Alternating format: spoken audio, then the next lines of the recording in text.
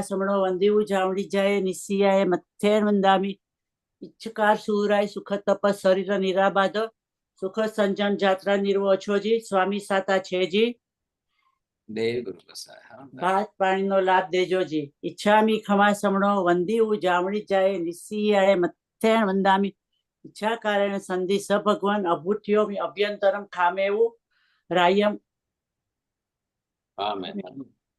खामेमि इच्छम खामेमि रायम जंकिंची अपत्यम परपत्यम भत्ते पाणे विनय वियावची आलावे सल्लावे उचासणे समासणे अंतर्भाषाए उरी भाषाए जंकिंची मज्ज वीणम परिणम सोमम वा बायरम वा तुब्बे जाना अहम न जानामि तसमिच्छामि दुक्कडम स्वास्थ्य सुख सातामा देव गुरु प्रसाद। हाँ, इच्छामि खमा समणो वंदेव जामणी जाय निस्याय मथ्थेन वंदामि इच्छा कारण संधि स भगवान वायणा संधि साऊ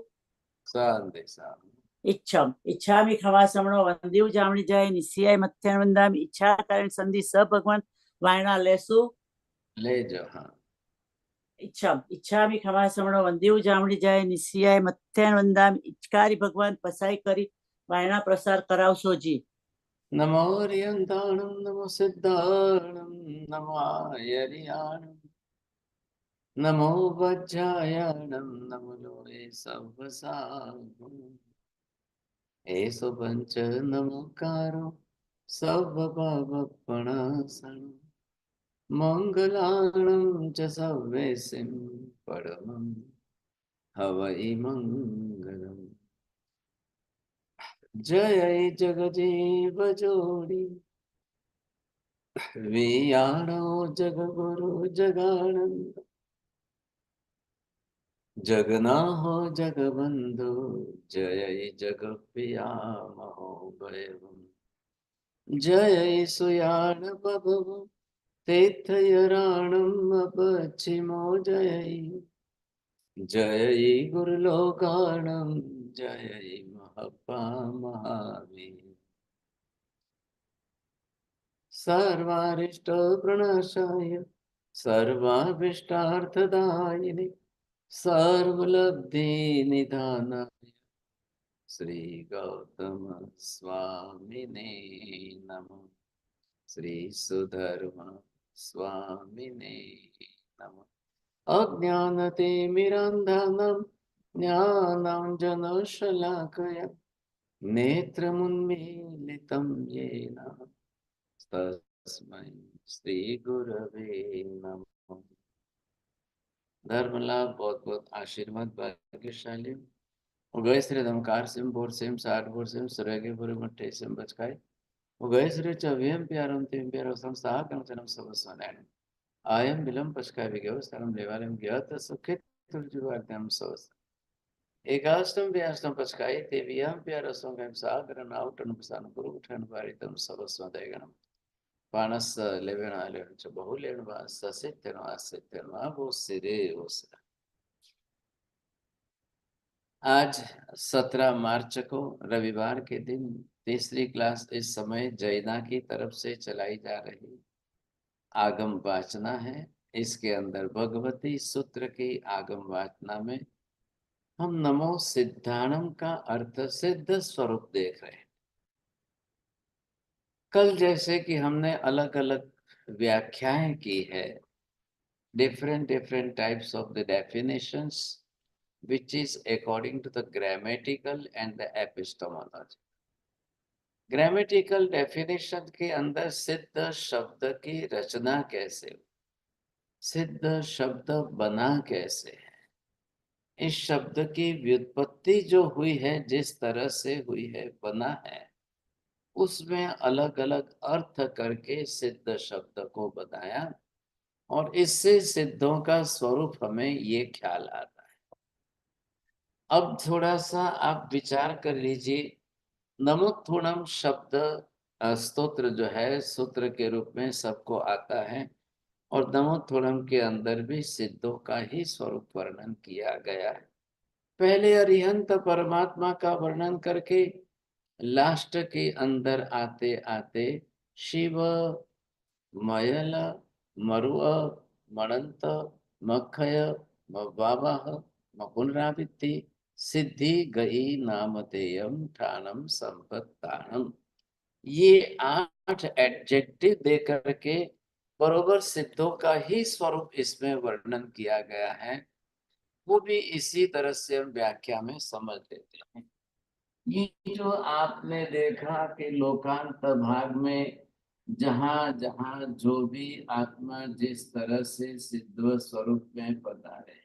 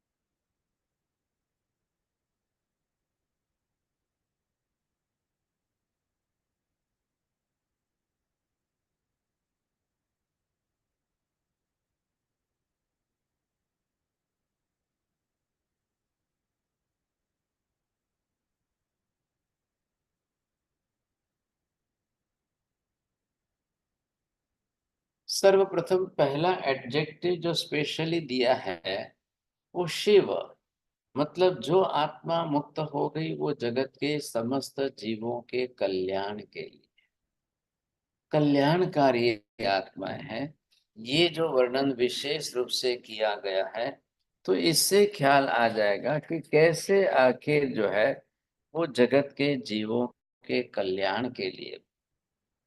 अब शिव, अब आखिर जो आत्मा मोक्ष में जाकर सिद्ध बने, तो वो कैसे जगत के समस्त जीवों के कल्याण के लिए बनेगी।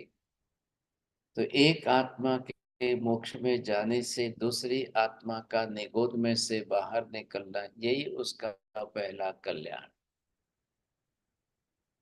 तो उसमें कारकता शिव की सिद्ध किया है कि इनके कारण जो है उस जीव का कल्याण। एक आत्मा अगर मोक्ष में नहीं गई होती तो दूसरी आत्मा के लिए रास्ता नहीं खुलता, वो बाहर नहीं आते, ये निश्चित था। ऐसी स्थिति के अंदर शिव, अब यहाँ दूसरे विशेषण के अंदर म इसके अंदर जोड़ दो तो ये शब्द सामने आया है अचल। प्राकृत भाषा के अंदर म य ल, म इधर साथ में जुड़ गया अचल।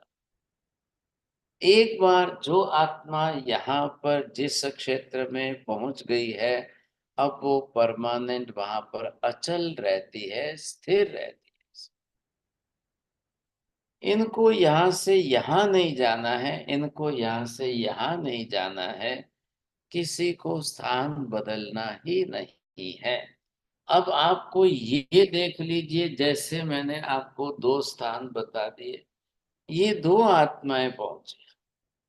अब ये दोनों वहां पर सिद्ध स्वरूप में, ये भी आत्मा अरिहंत की तीर्थंकर बनकर मोक्ष में गई है, और ये कोई श्राविका साध्वी जी महाराज बन करके मोक्ष में गए हैं।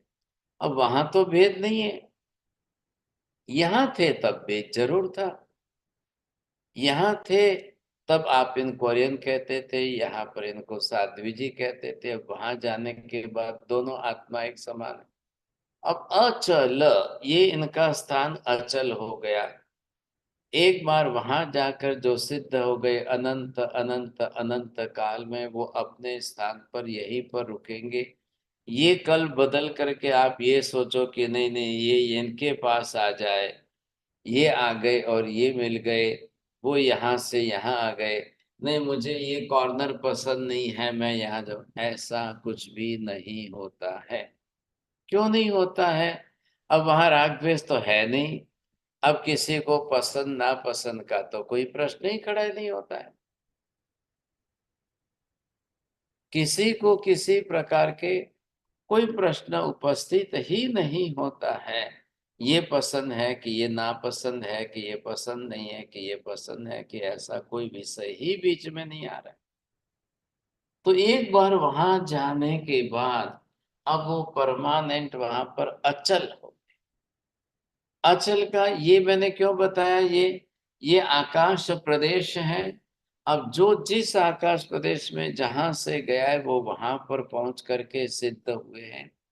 अब उनको अचल स्वरूप में रहना, स्थिर स्वरूप में रहना, कोई परिवर्तन अनंत काल में भी परिवर्तन नहीं होगा। कहने का मतलब ये, अनंत काल में भी किसी प्रकार का परिवर्तन संभव नहीं है सब।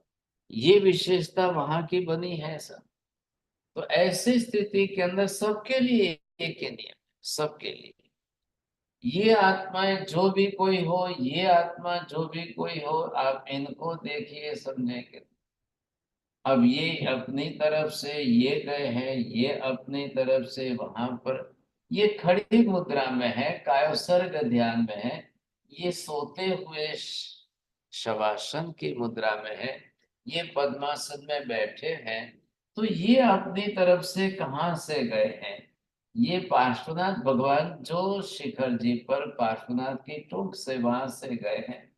तो पार्श्वनाथ भगवान खड़े खड़े गए, महावीर स्वामी भगवान बैठे बैठे गए, गौतम स्वामी, सुधर्मा स्वामी आदि जो है राजगृही के पहाड़ पर पहुंचकर संथारा करके गए। शरीर तो छोड़ना ही है ना। अब उस शरीर को लास्ट में आपने किस पोजीशन में रखा है? Posture of the body. अब वो जिस रूप में है, लेकिन सभी शुक्ल ध्यान में है, कायोत्सर्ग ध्यान में रहते हैं, तभी शरीर छोड़कर जाते हैं। तो जिस प्रकार का शरीर आकृति थी वो छोड़कर गए हैं, तो वहां पर भी उसी शेप में आपको दिखाई देंगे। हालांकि वहां कोई शरीर नहीं है, वहां किसी का शरीर नहीं है, लेकिन यही शेप जो है उनका वहां बना रहेगा। मैंने एग्जाम्पल दिया था कि if you will put the water in the particular tray और in the any shape you see the cubes के अंदर, and if you will put that in the fridge, then once in the fridge, when it will be fridge you see, then there will be the shape of that water which is already you have put in the tray or the cubes or in whatever form. वो वैसा ही है कि एक आत्मा यहां से गई है तो वो यहाँ पर इसी आकार में हमेशा के लिए बनी रहेगी। शरीर नहीं है, लेकिन शरीर में थे और शरीर छोड़ा, उस समय लास्ट आकार आकृति कैसी थी उसी आकार के यहाँ पर बने रहे। ये विशेषता है। इस विशेषता के आधार पर अब उनके अंदर किसी प्रकार का कोई परिवर्तन नहीं होगा, एक भी परिवर्तन संभव नहीं। अचल स्थिर स्वरूप आ गया। तो यहाँ पर ये जो है आप देख रहे हो, ये एरिया कौन सा है? लोकांत भाग है। गयानम, लोक के अग्र भाग में गए, ये क्षेत्रीय मोक्ष है। इसलिए क्षेत्र की दृष्टि से किसी भी आत्मा को, जो भी कोई आत्मा मोक्ष में जाएगी, मुक्त होगी, वो यहीं पर आएगी। ये लोकांत भाग है बस। इसके बाहर ऊपर अलोक है। ये धर्मस्थी काय की बाउंड्री आ गई, अधर्मस्थी काय की बाउंड्री आ गई, और यहीं पर आकर के समस्त आत्माओं को रहना है। यही आना भी है और इसी स्वरूप में रहना भी है। इसलिए नियम बताया गया है जैन धर्म के अंदर, तीर्थंकर अरिहंत की आकृति प्रतिमा की वही रहेगी जिस आकृति प्रतिमा में उन्होंने देह छोड़ा है लास्ट। उसी प्रकार की मूर्तियां बनेगी। नहीं तो उनके जन्म काल से लेकर के आप मूर्ति बनाते तो बाल्या काल की बनती साहब। शादी की अवस्था की मूर्ति बनाते महावीर स्वामी की तो यशोदा के साथ में बनती, लेकिन और किसी की प्रकार की नहीं बनी है। अंत में मोक्ष में जाते हुए जिस अंतिम आकार का शरीर छोड़ा है उसी प्रकार की प्रतिमा बनती है, ये विशेषता है। अब तीसरे नंबर पर इन्होंने तीसरा विशेषण दिया है अरूप। एक बार आत्मा ने जिन कर्मों का क्षयिक भाव से सर्वथा क्षय कर दिया है, अब वो कर्म दोबारा नहीं उगेंगे। रूह धातु, it shows that to grow again. If you will cut the tree from the upper level, that again in the rainy season when the water will come, that tree will grow again. लेकिन यहाँ पर क्या है, अब इनका एक भी कर्म बचा ही नहीं है, सर्वथा सर्व कर्म बंध से मुक्त होकर आए हैं। अब कोई कर्म दोबारा उगने वाला ही नहीं है, एक भी कर्म दोबारा नहीं।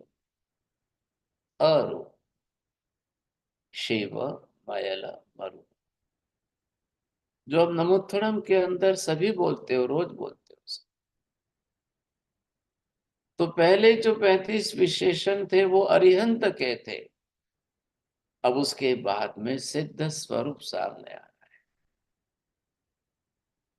सिद्धों का स्वरूप बताया है यहाँ पर भगवती सूत्र के प्रारंभ में अरिहंतों को नमस्कार करके अब नमो सिद्धाणम से सिद्धों को नमस्कार करें। अब यहाँ पर किसका चौथा विशेषण दिया है, अनंत।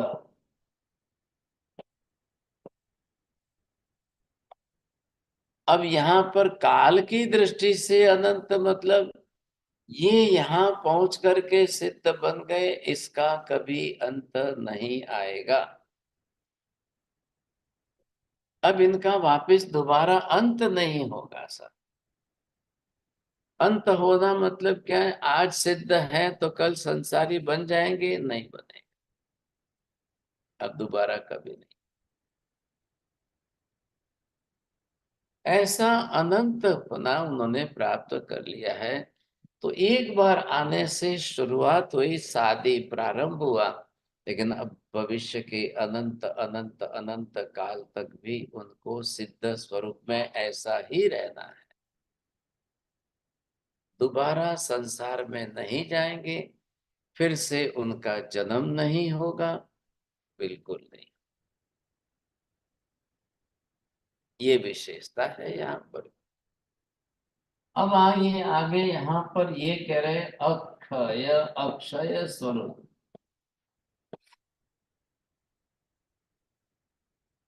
अस्तित्व का क्षय भी नहीं होगा, वो आत्मा वहां पर सिद्ध स्वरूप में सदा काल है, बरोबर रहेगी, कभी भी क्षय नहीं होगा। आत्मा आत्मा के रूप में, सिद्ध आत्मा के रूप में। कल आप बोलो वहां जाकर के कोई न्यूक्लियर बॉम्ब फोड़ दे भाई साहब, कुछ भी नहीं होगा, किसी बॉम्ब की कोई असर नहीं होगी।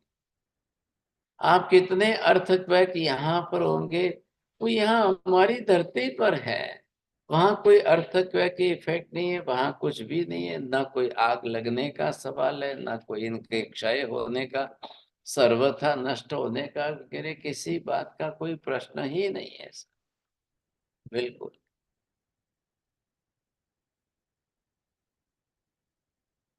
अब यहाँ पर ये अव्याबाद,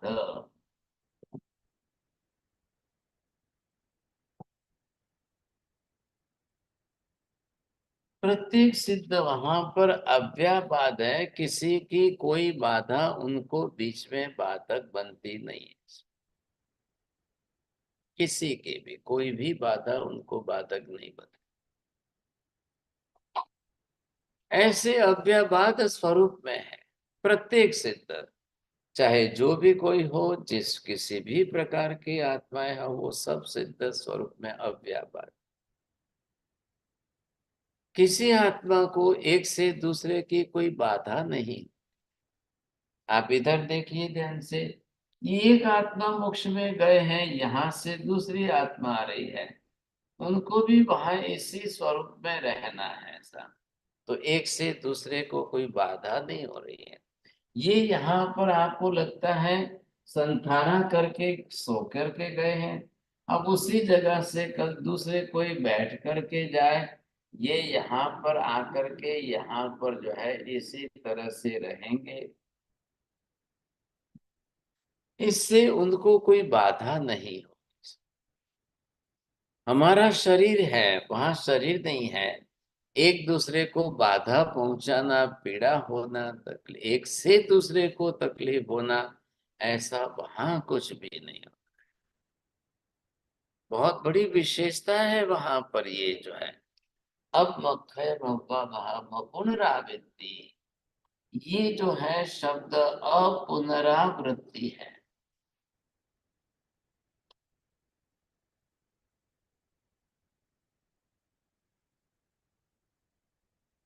जो एक बार आत्मा वहां पर मोक्ष में जाकर के सिद्ध बन गई, अब दोबारा उनको संसार में कभी आना ही नहीं। अब देखिए, हिंदू धर्म है, दूसरे धर्मों ने ये बात मानी है कि वो वापिस वहां से आएंगे और भगवान अवतार लेंगे। अब जहां चाहे और वहां से वापिस रिवर्स आना हो, फिर वो अवतार लेवे, और इस तरह से करीब महावीर स्वामी ने बना किया है सर्वथा नाट। क्यों आएंगे? दोबारा कर्म बंधेंगे तो संसार में आएंगे, लेकिन अरूह, अब उनको कोई कर्म बंध तो है ही नहीं, किसी प्रकार का कोई कर्म बंध ही नहीं है, इसलिए उनको वहां से कोई दोबारा वापिस संसार में आने का प्रश्न उपस्थित ही नहीं होता है। बहुत बड़ी विशेषता है। कर्म कारणीभूत निमित्त है। अगर कर्म है तो पहली बात है कि मोक्ष में जाएंगे ही नहीं, और अगर मोक्ष में गए हैं तो सर्वथा सर्व कर्म मुक्त होकर के ही गए। अब आप बोलोगे इन ये सब adjective, these are the different different adjectives है, तो इसमें तो कोई मोक्ष की बात ही नहीं आ रही। कहाँ आ रही है? मोक्ष की बात ही नहीं आ रही, कर्म की बात ही नहीं आ रही। बरोबर आ रही है। आप देखिए इनके अंदर बीच में देखिए, अरूह शब्द से इन्होंने बिल्कुल यही दिया है। तो कैसे जो है जिन जिन प्रकार के कर्मों की बात इन्होंने की है, उन कर्मों का स्वरूप लेकर के ही चलना है। ऐसे कर्मों की बाधा किसी को नहीं, किसी प्रकार के एक भी कर्म का बीच में प्रश्न ही ना आए। अव्याप, ये अपुनरावृत्ति है। मोक्ष में जा करके दोबारा वापिस संसार में कभी कोई आता ही नहीं है, अनंत काल में कोई नहीं है, अनंत अनंत काल में।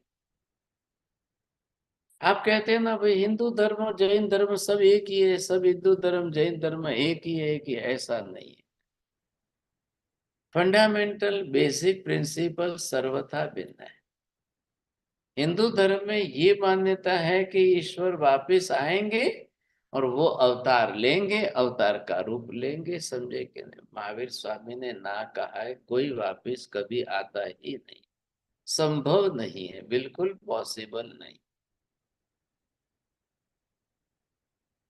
ये जो स्वरूप यहाँ का दिखाया गया है आप, ये स्वरूप अब बाहो पुनरावृत्ति सिद्धि गई।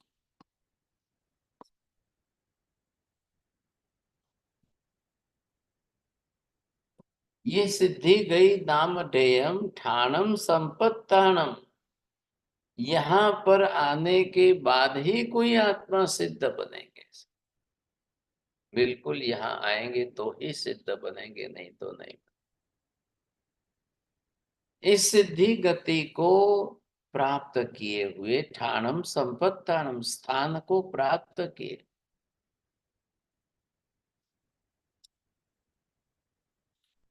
देखिए संसार में कल सबकी मृत्यु तो होनी है, और मृत्यु के बाद सभी आत्माओं को संसार छोड़ करके, शरीर छोड़कर जाना तो जाना ही है। कल आप बोल दो कोई कहाँ जाए, कोई कहाँ चले जाए, कोई यहाँ चले जाए, कोई वहां चले जाए, कोई कहाँ चले जाए, नहीं, किसी के और कहीं जाने से सिद्ध नहीं कहलाएंगे। और किसी अन्य स्थानों में जाने से कोई सिद्ध नहीं बन जाता है। कहीं भी चले जाओ, अन्य किसी तरीके से सिद्ध नहीं बन सकते। यही लोकांत है, जैसा कि हमने लोगस के अंदर भी पढ़ा है ना। सिद्धाणम बुद्धाणम सूत्र के अंदर बताया है, लोअग्गमुव गयाणम, लोक के अग्रभाग पर पहुंचे हुए, ये है लोकाग्र। अब लोक के अग्रभाग पर पहुंचना क्यों अनिवार्य? क्योंकि इसके आगे अलोक है।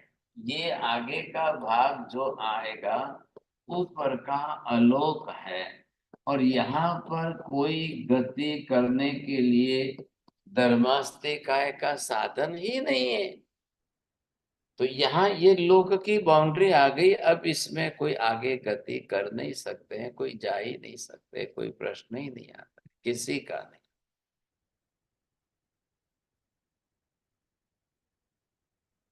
तो इसलिए यहाँ पर ये स्थान दिया है, इसी को सिद्धि गति नाम बोला है।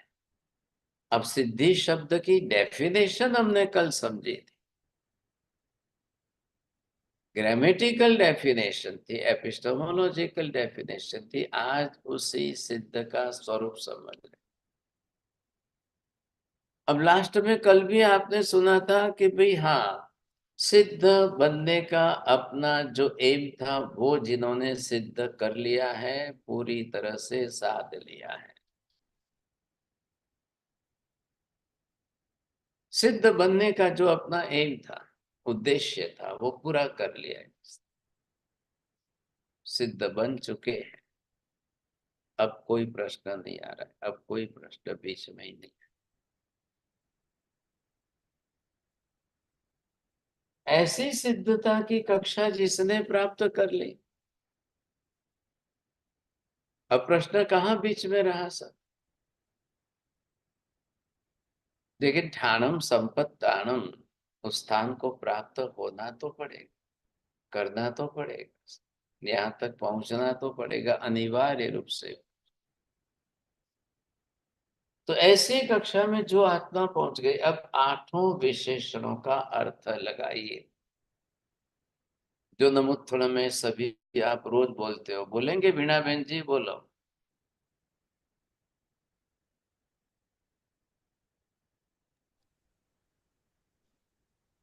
हाँ साहेब जी, जी, हूँ विजय कहूँ, भाई। हूँ बोलूं।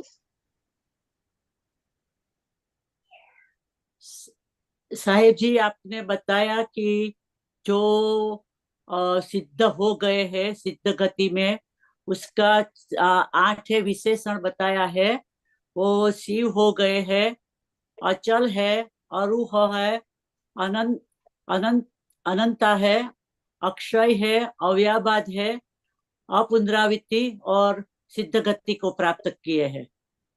विजय भाई, मीनिंग बोलવાનો છે, not to read the words.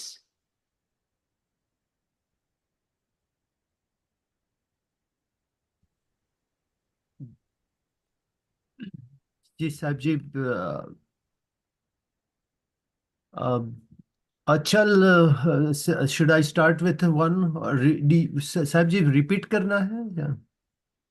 चलो अच्छा, बोलो पारुल बहन। हाँ बोलो, पारुल बहन बोले છે। That um, the whole concept is that this is a permanent place. So first one is achal. That means the atma becomes steady. Shiv, um, Shiv means, I forgot the meaning of Shiv, but I know the rest. कल्याणकारी। Kalyankari. Okay, yeah. Mangal Roop.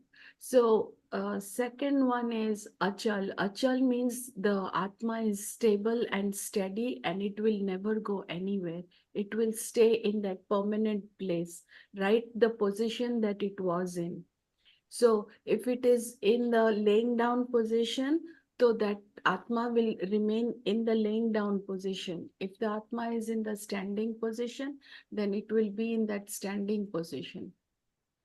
Then third one is aruha. That means it will not grow back because it has no more karma. Ruha means growing, and aruha means not growing. Because there are no karmas, it will not be able to um, um, karma, say, there will not be increase in binding karmas anymore because there are no karmas. Fourth is Anant. This is a permanent place and it will never end. It will never go through any cycles. It will be there permanently forever and ever. Then fifth one is Akshay. Akshay means it just stays the way it is forever. Um, that means it's immortal. Existence will never destroy, never Existence. disappear. Yes, actually. Existence will never disappear. Then sixth one is avyabad. That means it has no restrictions and there are no nothing to stop it from going anywhere. It will stay where it is. So there is no badha roop for anything. It will be where it is. Then it is seventh is Apurna Raviti. That means once it has gone to become Siddha, then it cannot go back to be born again. It there is no punarjanma or anything. That is what it is. This is where it ends everything. And last one is Siddhi Gai. That means that Atma, once it goes, it does so much, it is beneficial to others while it has been in that, okay, one Atma from Nigod can get to come out because it has, That is the meaning of Shiva. oh, sorry. Once you become Siddha, you see Shiva in the sense Kalyan. निगोद की आत्मा का भी कल्याण वही करते हैं. And this Siddhi ki naam dhyam, this area, this is for the Siddhi Gati. And Thanam Sampattanam, who achieve this place, he become as a Siddha. तो ये जो 8 प्रकार के डिफरेंट एडजेक्टिव्स बता करके नमुत्तुणम में इसका विशेषण दिया. Now, if you remember the last gatha of the Namuttunam Sutra, बोलिए आरती बहन जी, last one.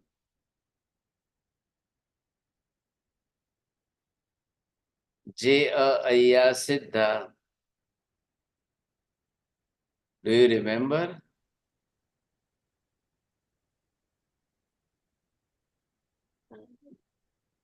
जी अभयानु. चलो मीना बहन जी.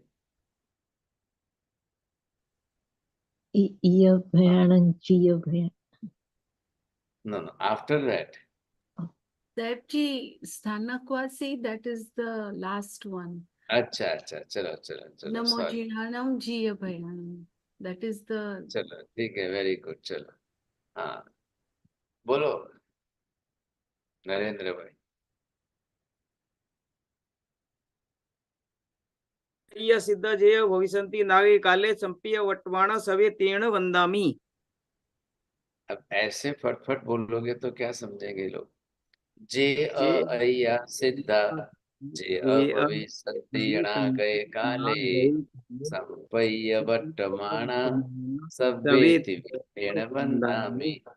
अब अय्या मतलब जो भूतकाल में मोक्ष में गए. In this last gatha, they shows the 3 times the past, present and future. तो इन पास्ट में भूतकाल में जो मोक्ष में गए हैं, जितने भी मोक्ष में गए हैं, वो कितने गए होंगे. क्योंकि काल अनंत है. Infinite times, not only the time but infinite काल चक्र, infinite eras you see, अवसर पिण उत्सर पिण is already passed away. तो कितने आत्माएं मोक्ष में गए।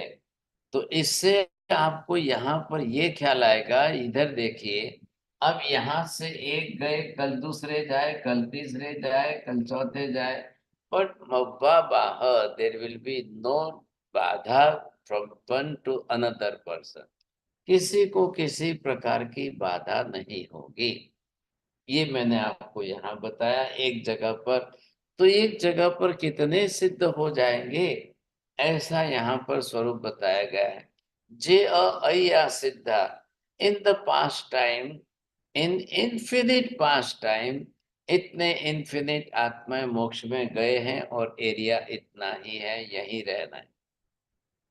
टुडे संपय्य वर्तमाना, today from the five Mahavidya Kshetra, you see, every day is going to the salvation. So today is it also possible that some of them they went to the salvation. वो आज भी मोक्ष में गए हैं। अब कौन गए, बस जम्बू द्वीप के महाविद्य में से कौन गए हैं, भरत ये घातकी खंड के महाविद्य में से कहाँ से कौन गए हैं, पुष्कर द्वीप के महाविद्य में से कौन गए हैं। आज today the 17th March on Sunday, अब कौन कहाँ से वो मोक्ष में गए, वो संपय्य वर्तमाना at present today who went on the Siddhashila. अब रही बात नेक्स्ट फ्यूचर की। अब नेक्स्ट फ्यूचर की क्या करेंगे,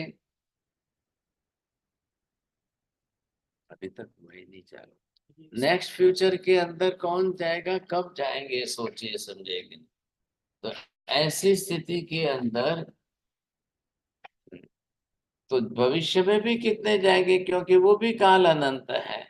तो अनंत भविष्य में अनंत आत्माएं जो भी मोक्ष में जाएगी, तो वो भी जाती रहेगी, जाती रहेगी, जाती। अब जो भी कोई जाए, कभी भी जाए, चाहे आदिनाथ की आत्मा गई, शांतिनाथ की गई, महावीर स्वामी की गई, भविष्य मेरी आत्मा जाएगी, भविष्य में और जिस किसी की आत्मा जाएगी, लेकिन वहां की परिस्थिति कंडीशन यही रहेगी। उनको भी इसी स्वरूप में रहना है, वहां भी उनको इसी तरीके से ही रहना होगा। तो इससे क्या बता रहे हैं, अनंत भूतकाल अनंत भविष्य काल के मतलब मोक्ष इज परमानेंट एंड मोक्ष इज फॉर एवर, हमेशा के लिए है। लोग जाते हैं, जाते ही रहते हैं।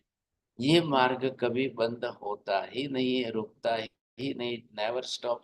तो वहां पर कोई बाधा नहीं, कोई तकलीफ नहीं, कुछ नहीं, ये हमेशा के लिए चलता रहता है, सदा काल के लिए ये चलता, अखंड धारा में चलता है, कोई चेंज नहीं हो। ये जो विशेषता बताई गई है, इस प्रकार की ऐसे विशेषता जो बताई गई है, तो क्योंकि मोक्ष में ऑलरेडी अनंत भूतकाल से आत्माएं हैं, और जो जो आत्माएं सर्वथा सर्व कर्मों का क्षय करेगी वो जाएगी। अब अरूह शब्द दे दिया है तो दोबारा उनके कर्म तो उत्पन्न होने ही नहीं है। अगेन जो है नेक्स्ट टाइम वापिस उनके कर्म बंधने वाले ही नहीं है, वो निश्चिंत है, चले जाएंगे सब, कोई भी जाएंगे। ऐसे उनकी कक्षा बरोबर बनी हुई है अरूह। अब जाते जाते जाते जब अनंत काल में जितने जाएंगे, तो कितने जाएंगे, वो उनकी संख्या भी अनंत हो जाए। यह दो मीनिंग है अनंत शब्द के। एक तो जिससे जो गए हैं उनका नेक्स्ट एंड आएगा ही नहीं कभी, एक मोक्ष में कभी किसी के जाने का एंड आता ही नहीं। और ये जो परमानेंसी ऑफ द सॉल्वेशन जो है, एग्जिस्टेंस ऑफ द सॉल्वेशन, इसका भी कभी एंड आता ही नहीं है, अंत होता ही नहीं है। ऐसा स्वरूप जो मोक्ष का दिखाया गया है, शास्त्र में दर्शाया गया इस प्रकार का। अब यहाँ पर जो है कौन अरिहंत है, बोलो सर, जैसा बोलेंगे, यहाँ कौन अरिहंत है।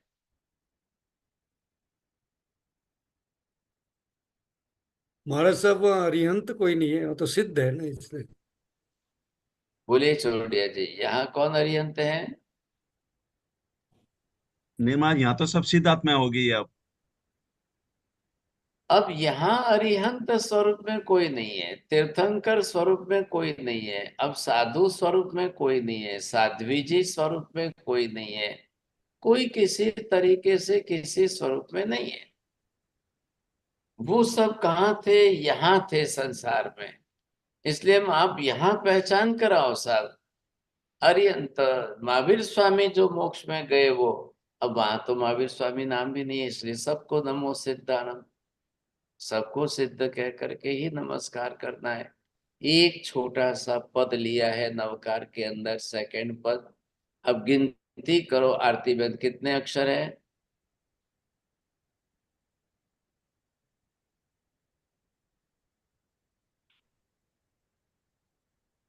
क्या हो गया है?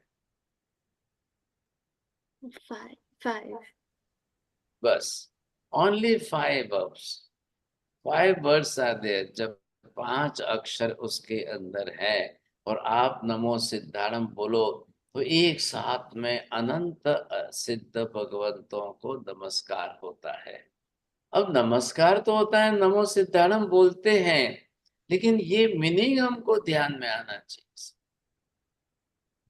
भाव तभी आएंगे ना, विदाउट मीनिंग आपके भाव नहीं बनेंगे। तो ये भाव लाना जरूरी है। अब आप इसके ऊपर एक बहुत अच्छी तरह से एक ऐसे बनाइए और ऐसे के अंदर आपको ये लिखना है कि जैनिज्म के अंदर, जैन धर्म में भगवान जो है,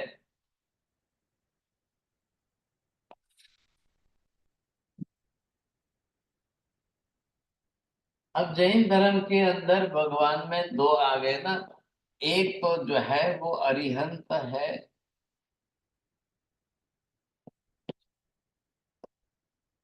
आप इनको बोलिए कि ये तीर्थंकर भगवान है।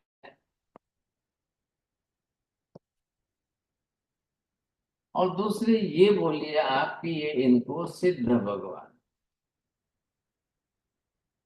हाँ जी, अब दो के बीच में आप कंपैरिजन करिए, इनके अंदर क्या स्वरूप है, इनके अंदर क्या स्वरूप, कैसा है। ये दो की कंपैरिजन का बरोबर आप यहाँ से और यहाँ से विचार करिए साहब। तो क्या हो गया, कैसे होगा? फॉर एग्जाम्पल इधर देखिए, ये जो हम जिनको अरिहंत कहते हैं, अरिहंत अभी कैसे है? सशरीरी है। सिद्ध कैसे हैं? अशरीरी है। अरिहंत कैसे हैं? सकर्मी है। सिद्ध कैसे हैं? अकर्मी है। Like this. अब बोलिए, एक एक सबको बोलना है, और कोई ऐसे फर्स्ट सेकंड थर्ड ऐसे सेंटेंस बनाना है। आप बोलिए, जो भी जिसको भी बोलना हो बोलिए।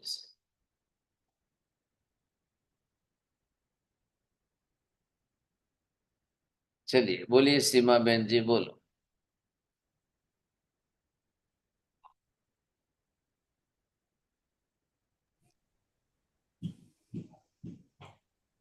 अरिहंत रूपी है और सिद्ध अरूपी है। चलो वेरी गुड है।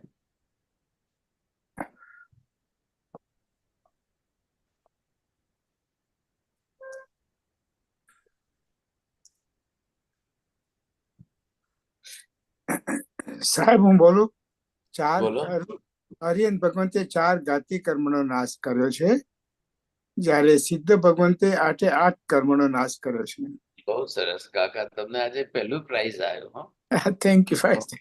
हाँ, 4 कर्म क्षय और ये 8 कर्म क्षय।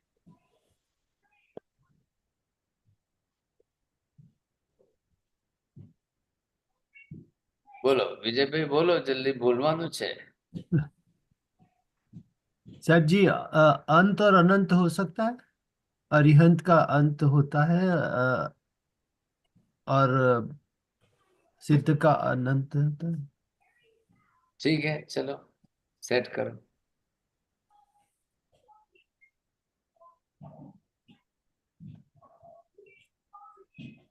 सबको साहेब जी, बोलना है। हाँ, एक साहेब एक जी, साहेब जी, अरिहंत भगवान देशना देते हैं, सिद्ध भगवान देशना नहीं देते हैं। चलो बहुत अच्छा है, बोलिए साहब, चौड़िया जी बोलो। हाँ मासा, मैं भी चिंतन कर रहा हूँ। हाँ। अरे वाह, अभी चिंतन करने लगे।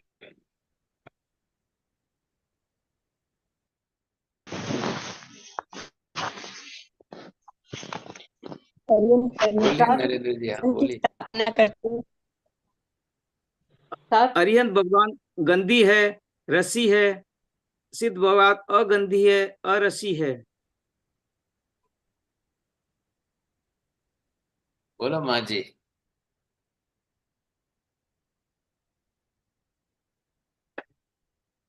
हमारा सब अरिहंत जो है औदारिक शरीर है और सिद्ध आत्मा वैक्रिय शरीर है। क्या बोला शरीर आपने? ऐसे दिन में मत बोलना, नहीं तो पनिशमेंट आएगा। वैक्रिय शरीर किसको होता है?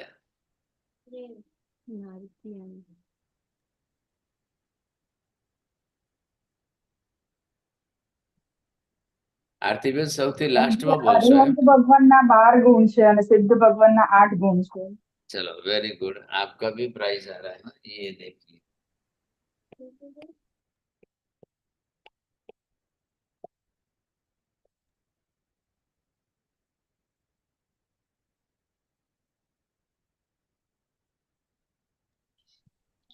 અરિહંત ભગવાન નામી છે, સિદ્ધ ભગવાન અનામી છે. નામી અનામી. हाँ सरस, सारी सारी बात। चलो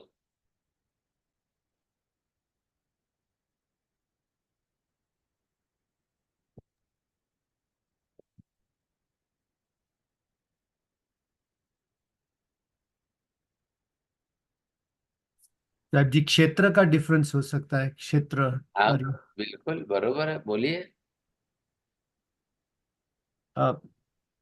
सिद्ध क्षेत्र एक ही है और अरिहंत के क्षेत्र अलग अलग हो सकते हैं। अब पूरा नाम मालूम नहीं है। आप ये बोले ना, 10 अरिहंत, अरिहंत मनुष्य क्षेत्र में है और सिद्ध लोकांत में है, ऐसे जी, बोलिए। जी, मनुष्य क्षेत्र में और लोकांत में है। हाँ बस। और सिद्ध के एक ही क्षेत्र है, लोकांत का मतलब सिद्ध क्षेत्र, और इसमें नंबर मनुष्य क्षेत्र मतलब महाविद्य क्षेत्र और मतलब क्षेत्र अलग अलग है ना, 15 या 15 क्षेत्र में हो सकते हैं अरिहंत। चलो ठीक है, ठीक है, ठीक। आया था ना वही पहले, दमुत्थुड़ में ठाणम संपत्ताणम, ये स्थान हो गया। अब सिद्धों का स्थान, अरिहंतों का स्थान।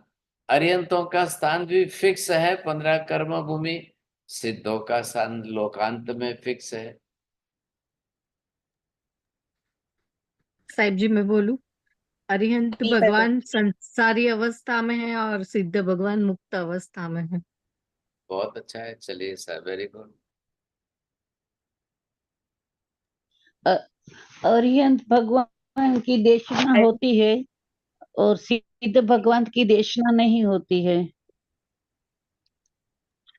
बहुत अच्छा, बोलिए। अब वीणा बहन बोली गया। अरिहंत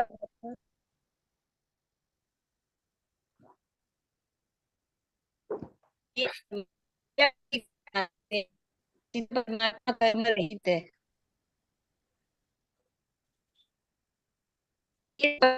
ये पति कर्म मानते हैं। અરિહંત અનેક है, सिद्ध एक है. नहीं, संख्या में तो अरिहंत भी अनंत होते हैं ना, भूतकाल में भी तो अनंत अरिहंत हुए ही है। अरिहंत ने 4 कषायों क्षय किया. 4 कसाय नहीं बोल, 4 कर्म का क्षय।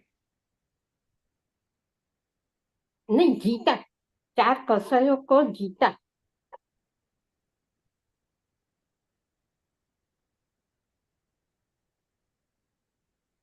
बोलो जसवंत भाई, काका बोलो।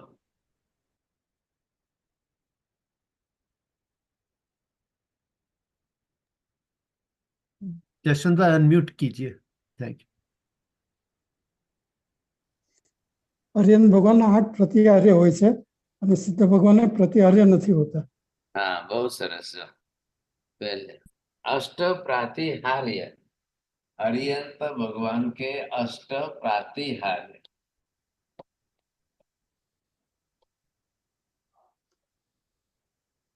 सिद्धों को कोई प्रातिहार्य नहीं होता है। Very good. गुरुजी मैं बोलूं? जितनी देर में तो बोल भी देते आप। गुरुजी सिद्ध भगवान ज्ञाता दृष्टा है और अरिहंत भगवान ज्ञाता दृष्टा व आचरण करता भी है, चारित्र भी पालते हैं। आपको एक माला गिनने का पनिशमेंट आएगा। अरिहंत भगवान 34 अतिशय 35 वाणी युक्त है। हाँ जी, वही बात आ गई, इसी के साथ है। सिद्ध भगवंतों के ये नहीं है। हाँ जी बरोबर। सर जी, परोपकारी भावना अरिहंत भगवान की। हाँ, परोपकारी भावना अरिहंत भगवान की, सभी जीव करु शासन रक्षी। और सिद्ध तो सिद्ध हो गए ना। नहीं, अरिहंत भगवान की वो तो पूर्व भव में थी ना, पूर्व जन्म में थी। अच्छा, मैं सिद्धों का स्वरूप अरिहंत भगवान ही बताते हैं। અરિહંત ભગવાનનું આયુષ્ય હજી બાકી છે. हाँ,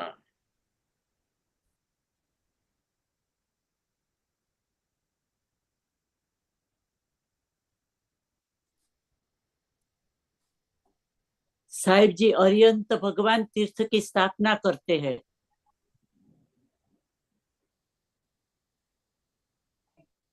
आप दोनों तरफ बोलो, वही कंपैरिजन होगी, ऐसे नहीं होगा।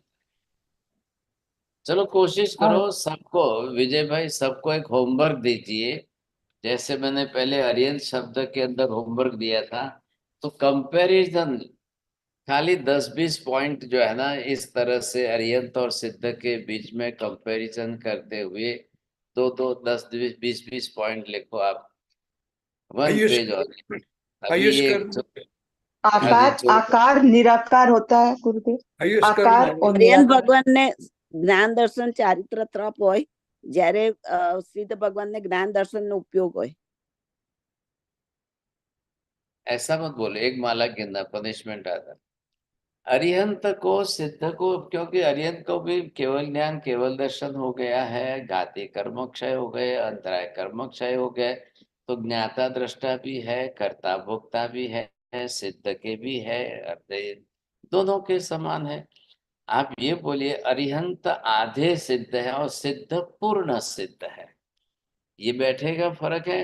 आधे सिद्ध कहने का मतलब 4 घाती कर्मों का क्षय हुआ है, इसलिए आधे सिद्ध हो गए, और जब 8वां कर्म का संपूर्ण क्षय हो जाएगा तो पूर्ण सिद्ध हो जाएंगे। ये आत्मा तो दोनों तरफ एक ही है ना, तो उसमें कोई फर्क मत करिए। ख्याल है कि नहीं? ज्ञाता दृष्टा कर्ता भोक्ता दोनों है। अब ये है कि वो अपने स्वगुण के ही भोक्ता है, ये पहले समझना पड़ेगा, नहीं तो गलत हो जाएगा। फिर कोशिश करिए, आज यहाँ पर सिद्ध का टॉपिक पूरा होता है, ख्याल है कि नहीं? हम पूरा करते हैं, फिर आगे के लिए पंच परमेष्टि में आयरियाणम उवज्जायणम, इनका भी वर्णन नेक्स्ट क्लास में आएगा, ये भी आपको समझना। बोलिए जैन साहब, कोई प्रश्न है पूछिए। हमारा सब आयुष कर्म होता है अरिहंत का, और सिद्ध का तो होता नहीं। ये तो अच्छा। 4 घाती कर्म क्षय हुआ है ना, चारों अघाती बोलिए ना आप, अघाती चारों कर्म है, कोई ना थोड़ी है।